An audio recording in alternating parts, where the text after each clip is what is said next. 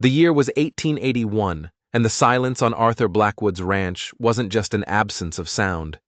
It was a thing, a presence. It had weight, and it pressed down on the roof of the small cabin he'd built with his own 2 hands. It seeped through the log walls and settled deep in his bones, a cold that had nothing to do with the weather. Out on the Dakota plains, the land was an ocean of dead grass, and the sky was so big it could make a man feel like a mistake. For Arthur, the emptiness outside was just a mirror of the emptiness inside. His life was a clock with only one hand. Dawn came, he'd rise. Coffee, stale bread, and then out into the wind to do the work. Fences to mend, cattle to check. The endless job of fighting a land that wanted to swallow him whole. He worked hard, but his eyes were always looking somewhere else, at a world he used to belong to. This wasn't the life he'd wanted. This land was supposed to be a paradise, a place he'd build with his wife, Martha. Her laugh was the only thing that ever made the silence go away. They'd talked about kids, a whole cabin full of them, a legacy. But the prairie takes more than it gives. A fever took Martha in a week, and then a trip to a doctor 2 days away confirmed a secret, darker fear.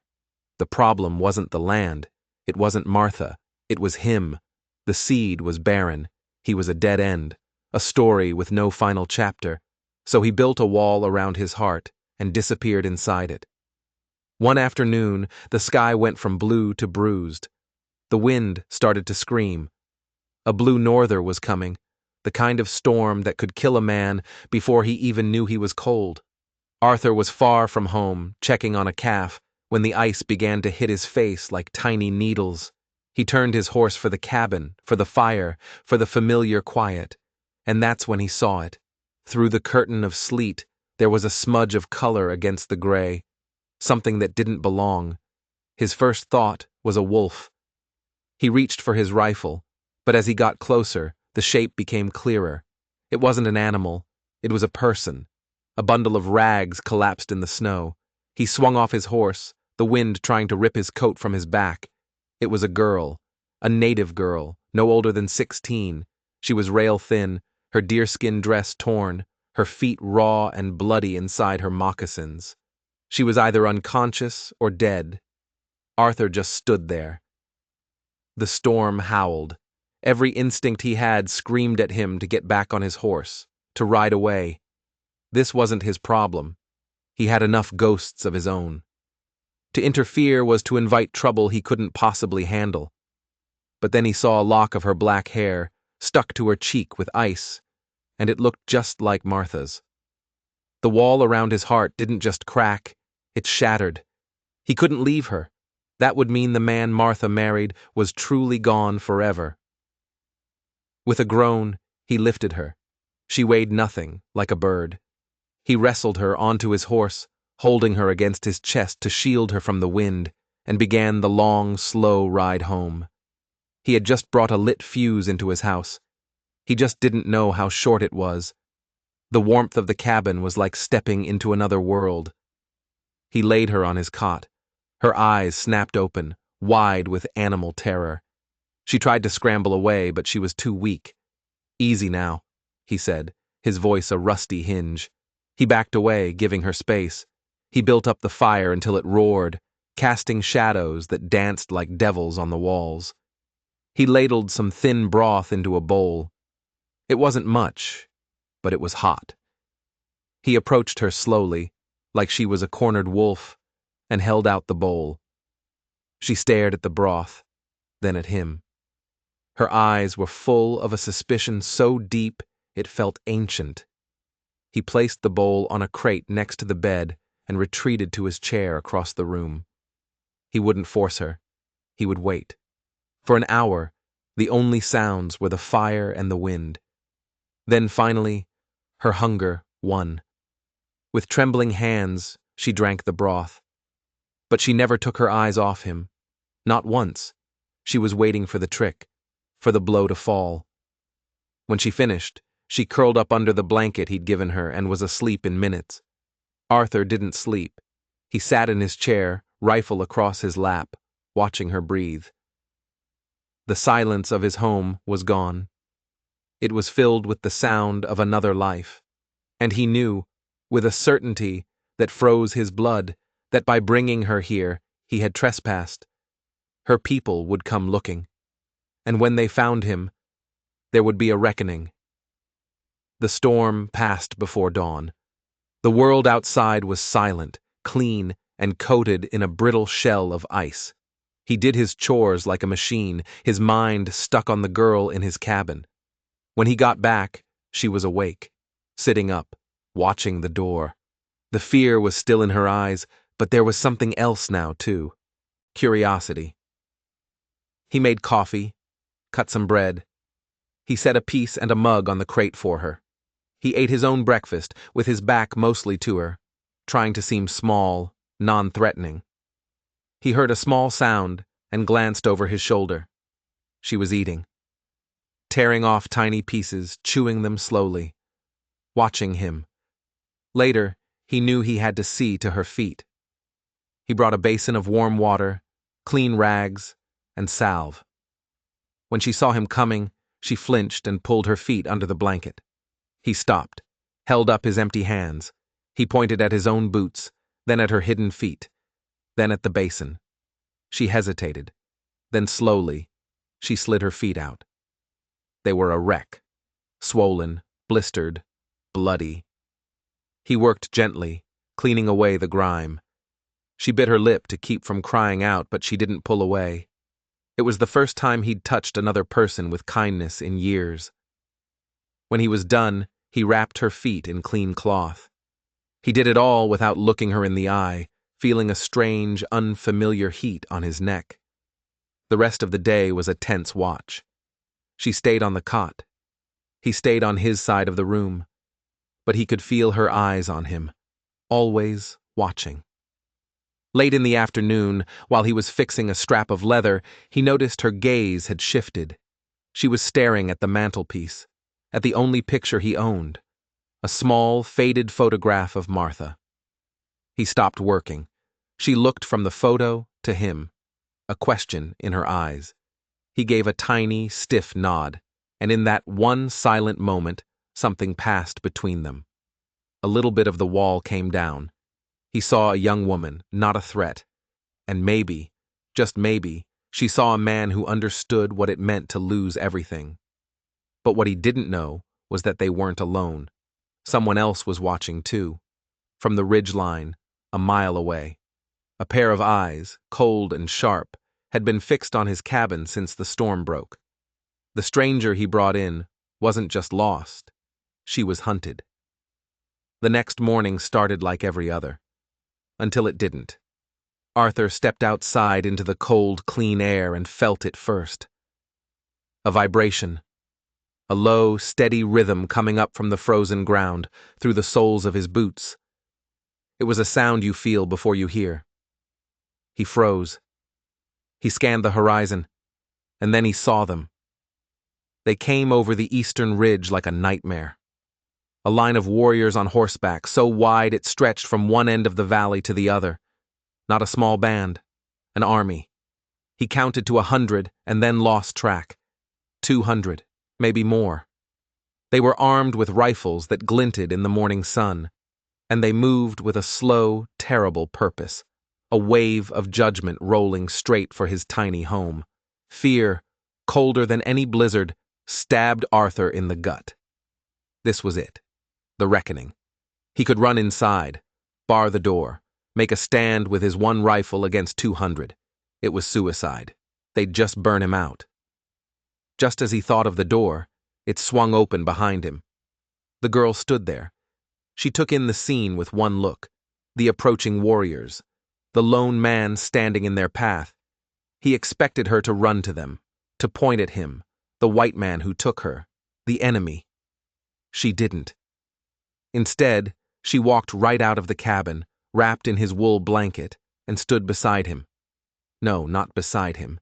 She stood slightly in front of him, a tiny, defiant shield. The gesture was so unexpected, so brave, it knocked the air out of his lungs. She wasn't giving him up. She was protecting him. In that one moment, she declared him an ally, not a captor. A fire he thought had died long ago roared to life in his chest, burning away the fear. He straightened his shoulders and stood his ground, his hands open at his sides. They would meet this together. The warriors stopped 50 yards out, a silent wall of men and horses. The chief in the center rode forward alone. He was a man who radiated power, his face a mask of authority. He stopped 10 paces away and his eyes fell on the girl. For the first time, a flicker of emotion crossed his face. Relief. Overwhelming relief. He spoke to her in their language. She answered, her voice soft but clear. She gestured at the plains, at the cabin, and then at Arthur. As she spoke, the chief's eyes moved to Arthur. He studied him. He saw the worn clothes, the calloused hands, the grief carved into his face. He saw that Arthur stood there not with aggression, but with a quiet, unbreakable dignity. When she was done, the chief, whose name was Chaitin, looked at Arthur. His English was clear. "You found my daughter." It wasn't a question. "I found her," Arthur said simply. "The storm was coming." "You gave her shelter," Chaitin said, his eyes flicking to the smoke curling from the cabin's chimney. "Food." "She needed help," Arthur said. "I gave it." Chaitin was silent for a long time, his gaze sweeping over Arthur's small ranch. He saw the neat woodpile, the mended fence. He saw a life of hard work and a life of profound loneliness. His eyes were sharp. They saw the hollowness that the work couldn't fill. Then he did something that stunned Arthur. He dismounted his horse, a sign of respect. "My daughter Winona was lost from our hunting party," he said, his voice softer. "We thought the Great Spirit had called her home. We mourned her. You have returned her to us. This is a debt." Arthur shook his head. "No debt. I did what any man should." "Not any man," Chaitin corrected, his eyes locking with Arthur's. "Many of your people would have left her for the wolves." He took a step closer. His next words hit Arthur like a punch. "I look at your home. It is quiet. There is no sound of children. Your heart is a field in winter." The shame Arthur carried, his secret wound, burned in his chest. He braced for the mockery, but it never came. Instead, Chaitin's face was one of understanding, of empathy. "My people, we are not strong," the chief admitted. It was a confession that cost him dearly. "The white man's sickness steals our children. Their futures are like smoke. We have warriors, but we do not know the way of the fence and the cattle." He paused. Then he made an offer so strange, so impossible, it felt like the world was tilting on its axis. "You returned my child," Chaitin said, "but you have no children. Your house is empty. My people have children, but their bellies are empty. This is not balance." He gestured to his warriors, then back to Arthur's ranch. "Teach my young men your ways," he said, his voice ringing with sincerity. "Show them how to raise the cattle, how to build things that last. Share your strength with us." "In return," he said, his gaze unwavering, "my people will be your people. Our hunters will fill your table. Our women will mend your clothes. Our children will fill this silent land with their noise. You will not be a lone man, Arthur Blackwood. You will be an elder, a grandfather to a nation." Arthur was speechless. This wasn't a deal. This was a miracle, a solution to a pain he thought he'd carry to his grave. He looked at the chief, willing to set aside his pride for the sake of his people. He looked at Winona, who had saved him without a single word.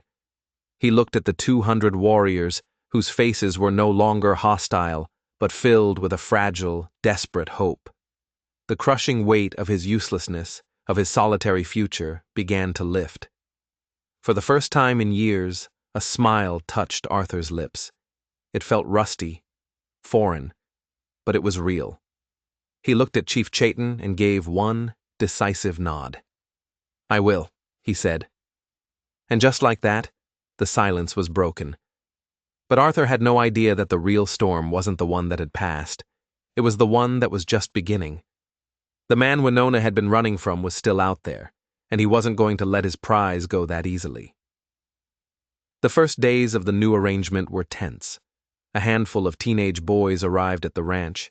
They were proud and quiet, their eyes filled with suspicion. They watched Arthur's every move, judging him. He didn't try to win them over with words. He knew words were cheap. He won them over with work. He showed them how to set a fence post so it wouldn't heave in the winter frost. How to tell if a cow was sick just by the way it held its head. How to smell a change in the weather hours before it arrived. Work was their language. A shared grunt lifting a heavy log. A mutual nod at a job well done. Winona became the bridge between their two worlds. She would come to the ranch, her presence a silent reassurance. She translated Arthur's quiet gestures into words the boys could understand and explained their deep respect for the land in a way Arthur could finally grasp. His cabin, once a fortress of solitude, slowly changed. In the evenings, the boys would sit by his fire. At first, they sat in silence. Then, slowly, they began to talk amongst themselves in their own tongue. The sound of their voices was a strange music in a house that had only ever known quiet grief. But a shadow hung over it all. One evening, as Arthur showed a boy named Keme how to mend a leather harness, Winona grew quiet. She was staring out the window towards the darkening plains. "What is it?" Arthur asked. She didn't look at him. "He knows I am here," she whispered. "Who knows?" "The one I ran from. His name is Tokala. He thinks what he cannot have, he can take." Before Arthur could ask more, she changed the subject, but the fear in her eyes was a cold stone in Arthur's gut. He had not just saved a lost girl. He had stolen property from a dangerous man. The proof came a week later. He was riding the southern fence line with Kem and another boy. It was a clear, cold morning. That's when Kem reined in his horse, pointing. There, tied to one of Arthur's fence posts, was a single black feather, a crow's feather. The boys stared at it, their faces hard and grim. "It is a sign," Keme said, his voice low. "A message from Tokala. It means he is watching. It means he claims this land and everything on it." Arthur felt a chill that had nothing to do with the wind. He had invited this tribe into his life to fill an emptiness. He hadn't realized he was also inviting their enemies. His small, quiet ranch had just become a battleground. That night, he couldn't sleep. He sat by the fire, his rifle in his hands, listening to the sounds of the prairie. Every gust of wind sounded like a footstep. Every shadow seemed to hold a man. He was no longer just a rancher. He was a guardian. The attack started small. A section of fence cut in the dead of night. A watering trough poisoned, killing 2 of his best cattle. They were acts of vandalism, designed to test him, to wear him down. Arthur and the boys worked twice as hard, repairing the damage, their shared labor forging a bond stronger than steel. The boys began to look at him with something new in their eyes. Respect. They saw he wasn't a fragile old man. He was tough. He was resilient. He did not break. But Tokala was just getting started. One night, a fire broke out in the barn. They caught it just in time, the dry timber catching like tinder. They worked side by side, a frantic chain of buckets from the well, beating back the flames that threatened to consume everything Arthur had built. They saved the barn, but just barely. Standing in the smoking ruin, covered in soot and sweat, Arthur knew this was an escalation. Tokala wasn't just trying to scare him anymore. He was trying to burn him out, to destroy him. The next day, Chaitan arrived, this time with 50 warriors. His face was like a thundercloud. He had seen the smoke from his village miles away. "This is the work of Tokala," he said, his voice a low growl. "He thinks you are weak. He thinks we are weak for allying with you. He wants to make an example of you to prove his own strength." "What does he want?" Arthur asked, though he already knew the answer. He wants Winona, Chayton said, his hand clenching into a fist. He offered a bride price for her. I refused. He is not a man of honor. He is a scavenger, and he wants this land. Your cattle. He believes because you are one man, you are easy prey. Arthur looked at the faces of the young men around him. Kame, Hinto, Chayton. They were no longer boys. They were defenders. Their home was being threatened just as much as his. He's wrong, Arthur said, his voice steady. I am not one man. Chayton looked at him, a flicker of pride in his eyes. No, you are not. They made a plan. The young men would no longer be just students. They would be sentries. They set up watches, patrolling the ranch day and night. The small cabin was no longer just a home. It was a fort. For weeks, an uneasy peace settled over the land. But everyone knew it was the quiet before the storm. Tokala was gathering his followers, nursing his grudge, waiting for the right moment to strike. The moment came on the night of the first snow. The air was still and heavy, the flakes falling in a thick, silent curtain. Arthur was in the cabin with Winona. The boys were out on patrol. Suddenly, the door burst open. It was Kame, his face pale, a bleeding gash on his forehead. They're here, he gasped. Tokala, not just a few, all of them. They have Hinto. The world seemed to slow down. Arthur grabbed his rifle. Winona's face was a mask of terror, not for herself, but for the boy who had been taken. Bar the door, Arthur told her. Don't open it for anyone but me. He stepped outside into the swirling snow. Keme was right behind him. In the distance, through the falling snow, he could see them.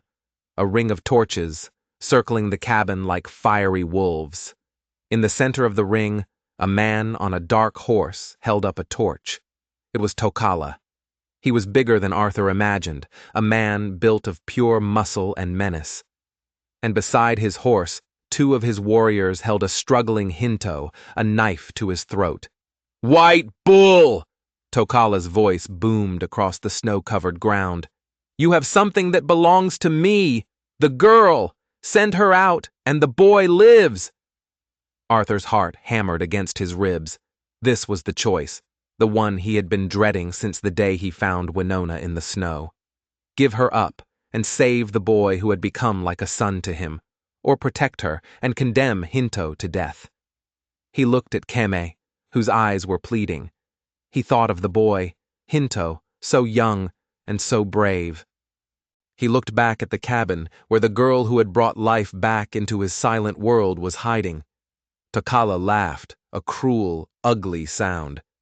The great white rancher, he teaches our boys to be soft, like his cattle. He is no warrior. Give me the girl, or watch the boy bleed into the snow. Arthur raised his rifle. He wasn't a warrior. He was a rancher. A man who had already lost everything once. He would not lose it all again.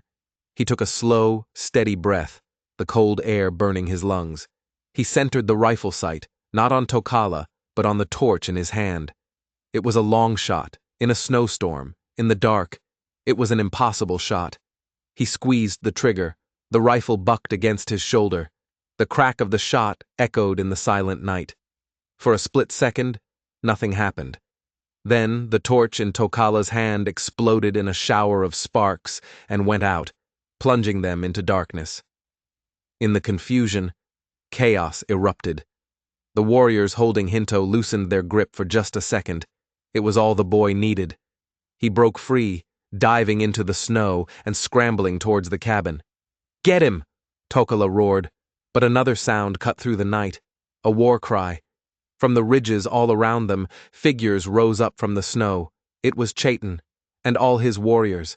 They had been waiting, watching. Tokala had walked right into a trap. The fight was brutal and short. Chayton's warriors descended on Tokala's men, overwhelming them. Arthur and Keme provided cover fire from the ranch house, picking off targets in the chaotic flashes of light. It ended with Tokala on his knees in the snow, surrounded, Chayton standing over him. Justice had come. The next morning, the sun rose on a world made new. The snow was clean and white, covering the scars of the battle. Tokala and his men were gone, banished from the territory. Hinto was safe, his arm in a sling but his spirit unbroken. Arthur stood on his porch, a mug of hot coffee in his hands. Chiton stood beside him. "You are more than a rancher, Tashunka Ska," the chief said, using the name they had given him, White Bull. "You are a warrior. You fought for one of ours. You are family." Arthur looked out at the land. Young men, who he now thought of as his sons, were already out, checking the cattle, mending the last of the broken fences. Near the cabin, Winona was laughing with some of the other women. A group of small children were having a snowball fight, their shrieks of joy filling the air. His home was no longer quiet. It was filled with life, with laughter, with love. He had found something in that blizzard, something he thought he'd lost forever. He had found a purpose, a legacy, not one of blood, but one of the heart. He had started as a dead end, a man with no future. But by opening his door to a stranger, he had become a grandfather to a nation. The silence was finally, truly gone, and in its place was the beautiful, chaotic, and enduring sound of home. If you enjoyed this story, don't forget to like and subscribe for more tales of the unexpected.